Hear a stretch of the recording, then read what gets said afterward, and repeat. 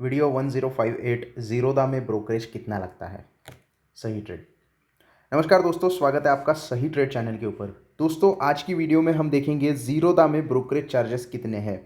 पूरी लिस्ट में आपको बताऊंगा कि क्या क्या आपको गवर्नमेंट के जो टैक्सेस है उसके चार्जेस कितने हैं, ब्रोकरेज कितना है, और लास्ट में हम कैलकुलेटर के ऊपर देखेंगे कि अगर आप इंट्राडे में ट्रेड करते हो या डिलीवरी में ट्रेड करते हो या एफएनओ में ट्रेड करते हो तो आपको एक्चुअल में ब्रोकरेज कितना लगने वाला है। तो वीडियो को एंड तक ज़रूर देखिए और चैनल पर नए हो तो जल्दी से चैनल को सब्सक्राइब कीजिए।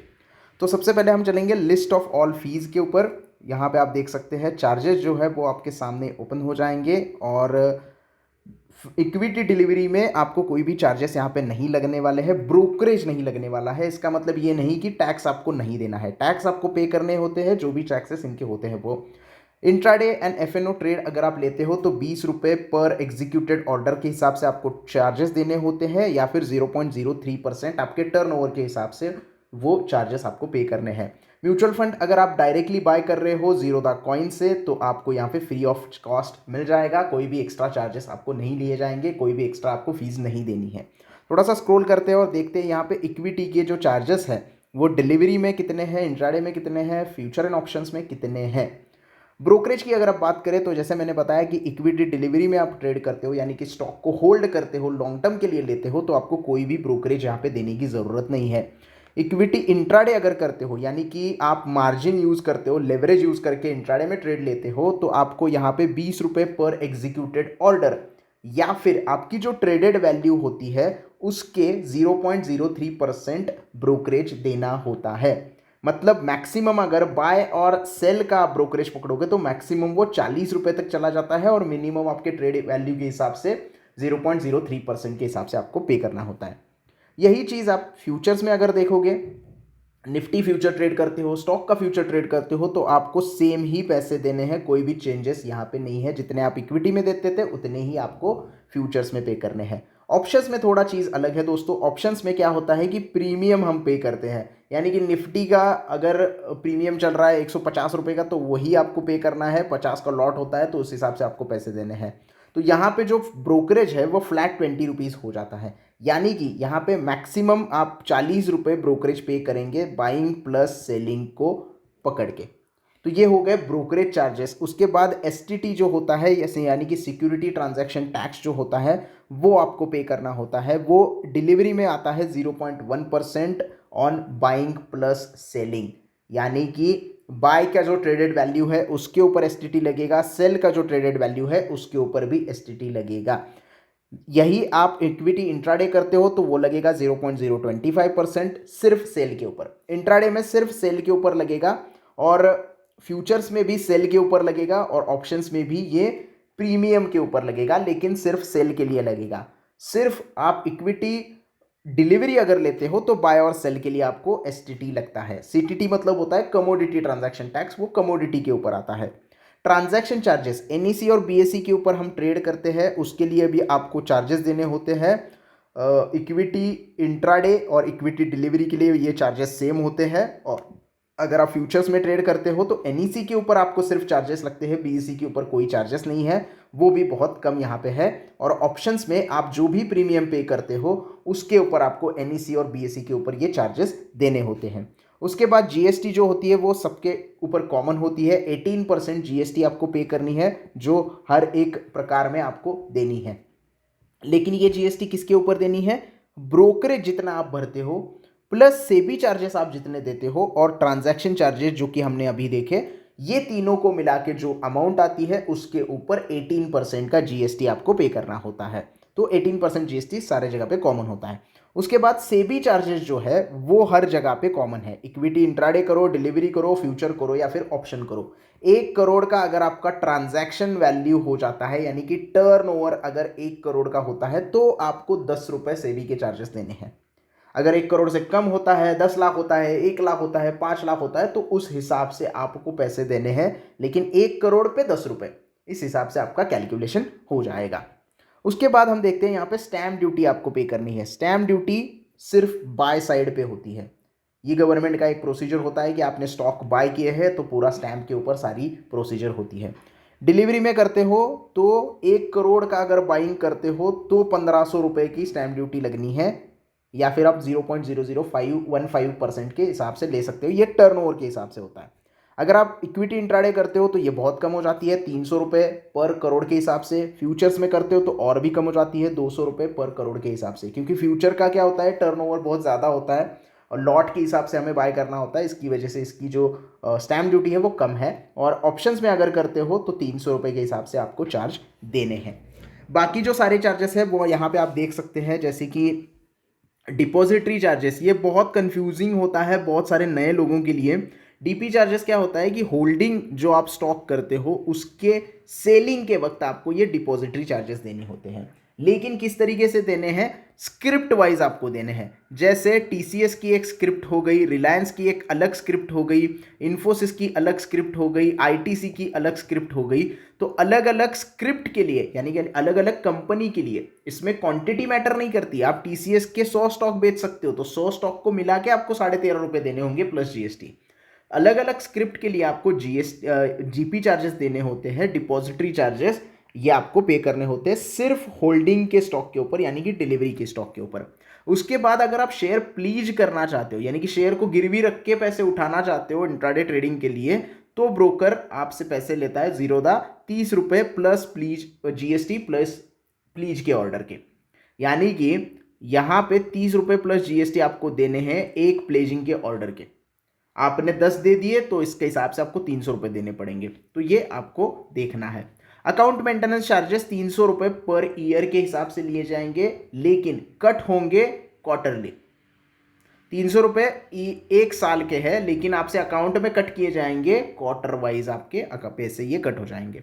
उसके बाद बहुत सारी इंपॉर्टेंट चीज़ें हैं जो कि कॉल एंड ट्रेड में आती है। अगर आप जीरोधा में कॉल करते हो और बोलते हो कि मेरा ट्रेड एग्जीक्यूट कर दो, तो पर एग्जीक्यूटेड ऑर्डर के लिए आपको 50 रुपये एक्स्ट्रा देने होंगे। तो ये आपको नहीं करना है, खुद ही आपके ऑर्डर एग्जीक्यूट करने हैं।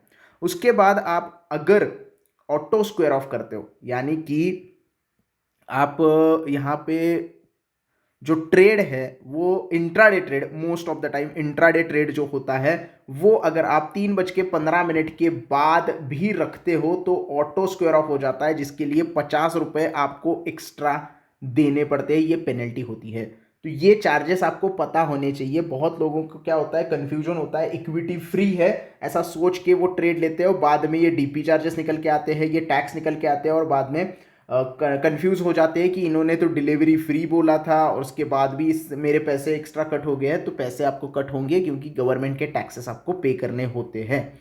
उसके अलावा कॉर्पोरेट एक्शंस के चार्जेस यहाँ पे दिए गए हैं, ऑफ मार्केट ट्रांसफर चार्जेस है और पेमेंट गेटवे। अगर आप यूपीआई के अलावा एनईएफटी या आरटीजीएस करते हो तो 9 रुपये प्लस जीएसटी आपको एक्स्ट्रा देने होंगे। तो ये आपको सारे चार्जेस पता होने चाहिए। अब हम चलते हैं कैलकुलेटर के ऊपर और देखते हैं किस तरीके से एक्स्ट्रा आपको जो है वो एग्जैक्ट अमाउंट कितनी देनी है। तो थोड़ा सा पीछे जाएंगे और ब्रोकरेज कैलकुलेटर ओपन करेंगे। तो आप यहाँ पे देख सकते हैं इक्विटी इंट्राडे के लिए अलग कैलकुलेटर है, डिलीवरी इक्विटी के लिए अलग कैलकुलेटर है, फ्यूचर्स के लिए अलग है और ऑप्शंस के लिए अलग है। तो वन बाय वन देखते हैं, हम अपनी प्राइस यहाँ पे एंटर करके इक्विटी इंट्राडे की एग्जाम्पल्स के साथ शुरुआत करते हैं। फॉर एग्जाम्पल हम यहाँ पे लेते हैं, हमने स्टॉक बाय किया है 525 रुपये में इंट्राडे में और उसको बेच दिया है 550 रुपये में, यानी कि इक्विटी इंट्राडे में 25 रुपये का फायदा हुआ है। और क्वांटिटी हमने यहाँ पे ली है, फॉर एग्जाम्पल हम 100 क्वांटिटी ले लेते हैं, कोई ज़्यादा क्वांटिटी नहीं लेते हैं।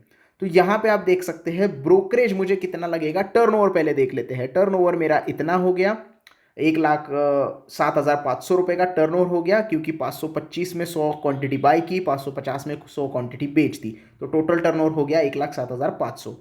अब इस हिसाब से मेरा ब्रोकरेज होगा 32 रुपये 25 पैसे, एसटीटी मुझे लगेगा 14 रुपये, एक्सचेंज ट्रांजैक्शन चार्जेस लगेंगे 3 रुपये 6 पैसे, जीएसटी लगेगा 6 रुपये, सेबी चार्जेस 11 पैसे, स्टैम्प ड्यूटी 2 रुपये और टोटल मिला के हो जाएंगे 58 रुपये।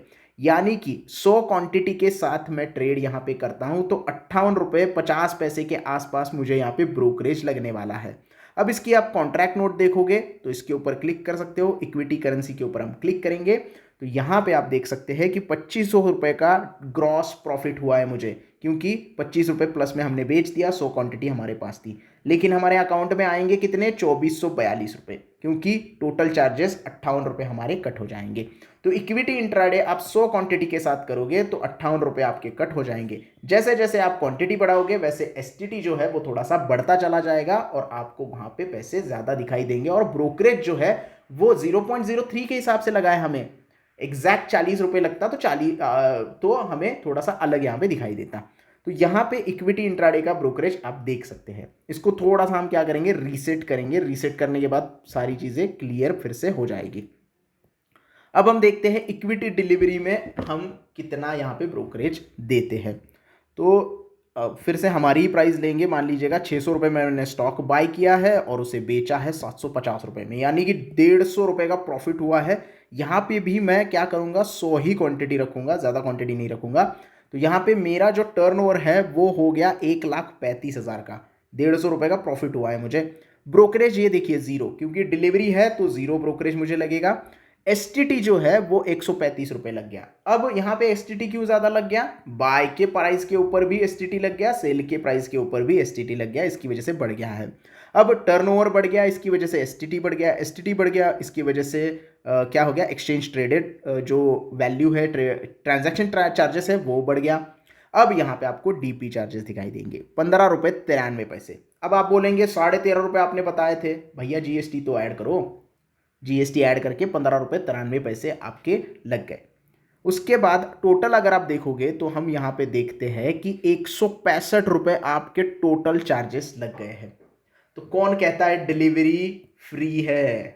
तो ये सब थोड़ा सा आपको कंफ्यूज करने की बात होती है। बहुत सारे लोग यहाँ पे फ्री डिलीवरी करके जाते हैं, लेकिन ये जो बाकी के गवर्नमेंट के चार्जेस है वो ध्यान में नहीं देते हैं। तो आपको प्रॉफिट तो हुआ है 15,000 रुपये का, लेकिन 165 रुपये ब्रोकरेज में कट गए हैं। तो एक्चुअल ब्रोकरेज इसे नहीं बोला जाता। ब्रोकरेज मतलब वो ब्रोकर की तरफ जाता है, लेकिन ये बाकी जो टैक्सेस है वो आपको पे करने होते हैं। तो ये तो हो गया इक्विटी डिलीवरी का। अब देखते हैं फ्यूचर्स का क्या सीन है। फ्यूचर्स में हम लेंगे निफ्टी का एग्जाम्पल। मान लीजिएगा निफ्टी चल रहा है 19,700 पे आपने बाय किया और 19,800 पे बेच दिया 50 क्वांटिटी के साथ, यानी कि एक लॉट आपने बाय किया, एक लॉट ही आप बाय कर रहे हो। तो उस हिसाब से अगर आप देखोगे तो आपका टर्नओवर यहाँ पे निकल के आता है लगभग 19,75,000, क्योंकि प्राइस यहाँ पे जाता है और लॉट में बाय कर रहे हो आप। उसके बाद इसके ऊपर ब्रोकरेज आपको लगेगा मैक्सिमम 40 रुपये, 124 रुपये आपके लग जाएंगे एसटीटी चार्जेस, वो सेल के ऊपर ही है, सब बाय के ऊपर नहीं है। उसके बाद यहाँ पे एक्सचेंज चार्जेस जो होंगे वो 39 रुपये, क्योंकि टर्नओवर बढ़ गया। अब टर्नओवर बढ़ने के बाद ये जो चार्जेस है वो आपके बढ़े हुए दिखाई देते हैं।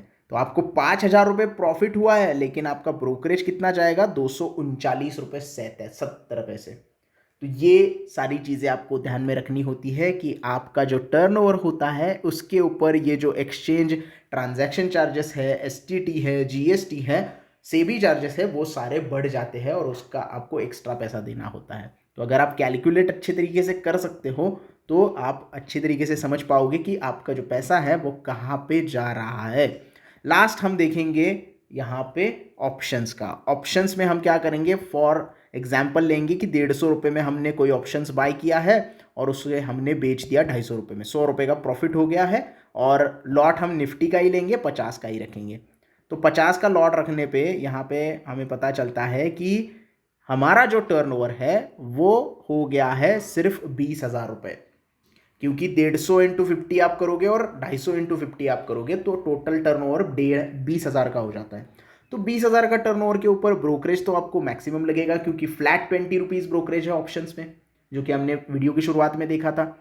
एसटीटी यहाँ पे कम हो गया क्योंकि टर्नओवर बहुत कम है। एक्सचेंज ट्रांजैक्शन चार्जेस कम हो गए क्योंकि टर्नओवर कम है। जीएसटी और सेबी चार्जेस तो निगलिजिबल लग गए। और इस तरीके से आप अगर ऑप्शंस में ट्रेड करते हो तो आपको टोटल ब्रोकरेज देना होगा 67 रुपीज़, यानी कि 5,000 रुपये आपके प्रॉफिट हो गए और आपको 67 रुपीज़ का ब्रोकरेज देना पड़ रहा है। सेम 5,000 रुपये का प्रॉफिट हमें फ्यूचर्स में हुआ था, लेकिन टर्नओवर जो है वो बहुत ज़्यादा होने की वजह से आपको 265 के आसपास जो है वो ब्रोकरेज वहाँ पे देना पड़ रहा था। तो ये पूरा ब्रोकरेज होता है ज़ीरोधा के अंदर। आई होप आपको पूरी डिटेल में जानकारी मिल गई होगी कि किस तरीके से आपका ब्रोकरेज चार्ज होता है, किस तरीके से आपको फीस चार्ज होती है ज़ीरोधा में। वीडियो अच्छा लगा हो तो प्लीज़ लाइक करना, वीडियो को ज़्यादा से ज़्यादा शेयर करना।